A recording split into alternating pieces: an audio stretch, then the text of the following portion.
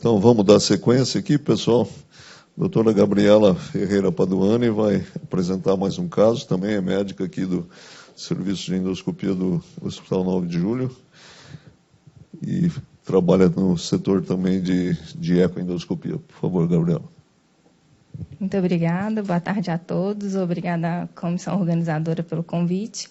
Eu trouxe um casinho breve aí para a gente estar suscitando algumas discussões. Bom, trata-se de um paciente masculino, 65 anos, que apresentava uma dor abdominal recorrente em andar superior do abdômen com radiação para o dorso, iniciada há mais ou menos 30 dias. Esse paciente apresentava, nesse período, uma perda ponderal de cerca de 10 quilos, associada a uma boca seca, e no exame físico a gente percebeu alguns linfonodos palpáveis em região cervical, e esse queixava de uma alteração na micção. De antecedentes pessoais, era um paciente diabético tipo 2, há 2 anos, apresentava também um hipotiroidismo e dislipidemia, e ele negava etilismo. De exames laboratoriais, ele apresentava uma alteração no CA199, um pouquinho alterado aqui para um cutoff de 37, um IgG4 bastante alterado, um FAN negativo, uma amilase e lipase também alteradas.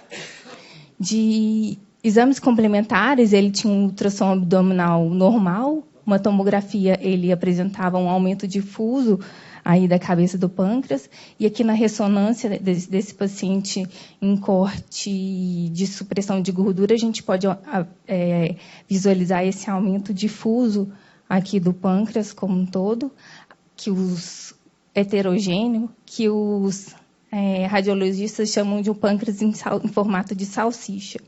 A gente nota-se também aqui uma alteração e uma irregularidade do ducto pancreático principal. Foi realizada uma ecoendoscopia, né? E a gente percebe aí, além do aumento difuso do pâncreas, né? Uma heterogeneidade com áreas, além de uma imagem hipoecóica em topografia de cabeça pancreática. A gente realizou a punção por agulha fina nesse paciente e, preferencialmente nesses casos, como a gente suspeitava, e tinha algumas hipóteses diagnósticas de autoimunidade para esse paciente, a literatura sugere que essa punção seja feita com uma agulha 19 Gauss Trucut para aumentar o rendimento da amostra.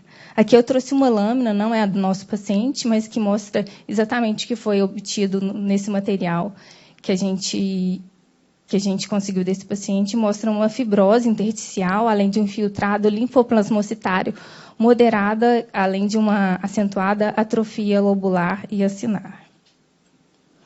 Aqui a CPRE, nesses casos, a gente acaba observando uma estenose na porção distal do colédoco, que seria em topografia de cabeça pancreática, e aqui a correlação com ultrassom intracoledociano, né, que a gente percebe um espessamento dessa parede do colédoco, que seria correspondente a essa região de uma estenose mais acentuada, e aqui também nas porções média e distal do colédoco também a gente já começa a apresentar esse espessamento da parede aí do ducto colédoco.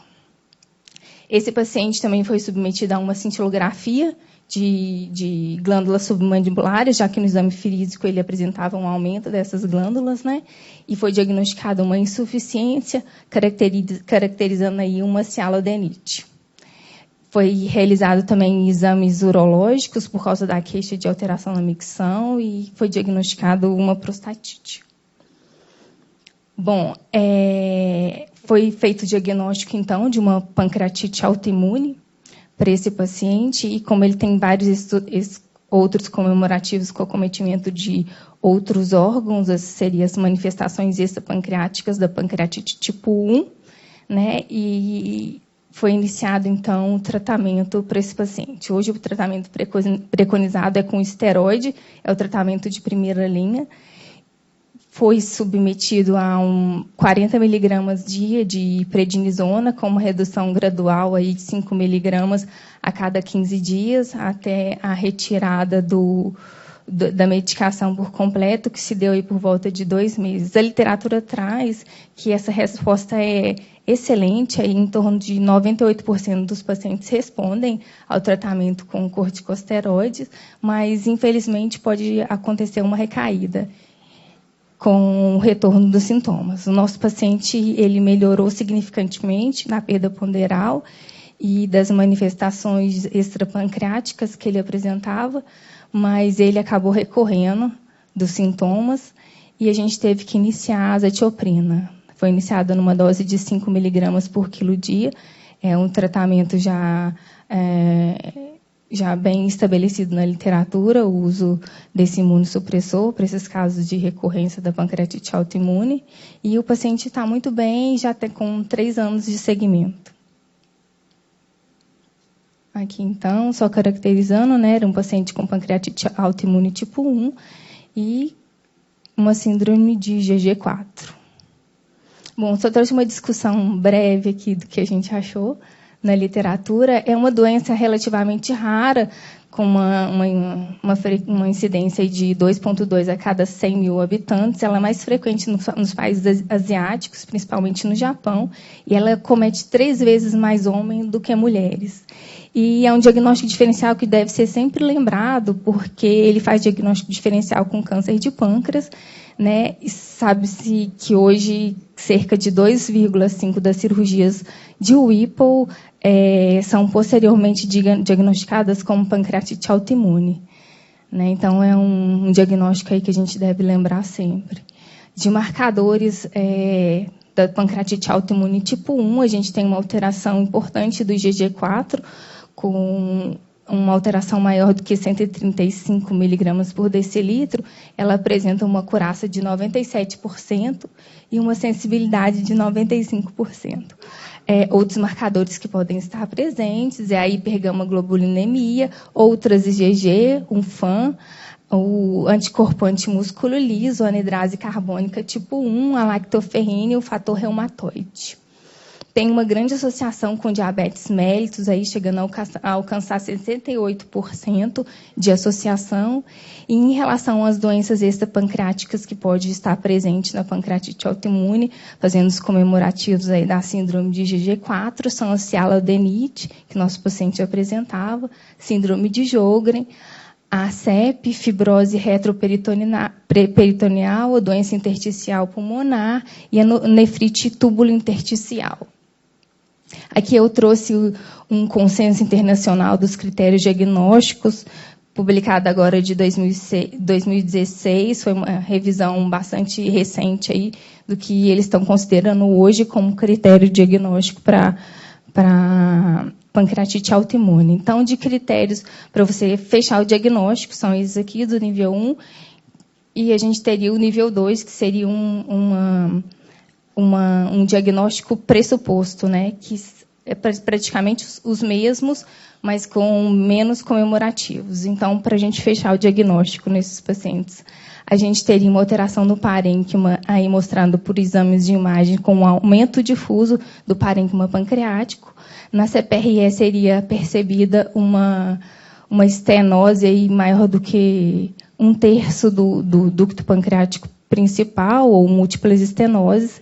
A gente teria um aumento maior que 2 vezes o limite superior da IgG4.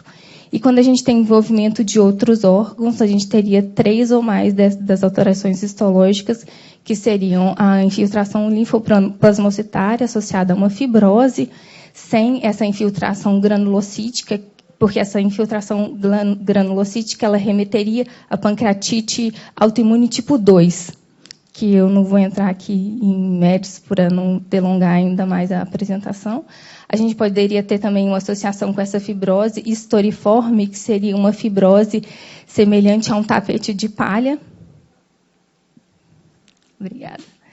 A flebite obliterante, uma abundância de IgG4, de células positivas para IgG4 nesse parênquima, que ele caracteriza por mais de 10 células em campo de grande aumento. As alterações radiológicas seriam uma estenose do ducto biliar proximal ou proximal e distal, além de uma fibrose retroperitoneal. As alterações pancreáticas e histológicas seriam as mesmas das já citadas para o envolvimento de outros órgãos. E um critério importante que os pacientes costumam apresentar é uma resposta rápida à introdução do corticoide no tratamento dessas lesões, né, além da melhora clínica, que foi o caso do nosso paciente. Então, era isso que eu tinha para a gente discutir hoje.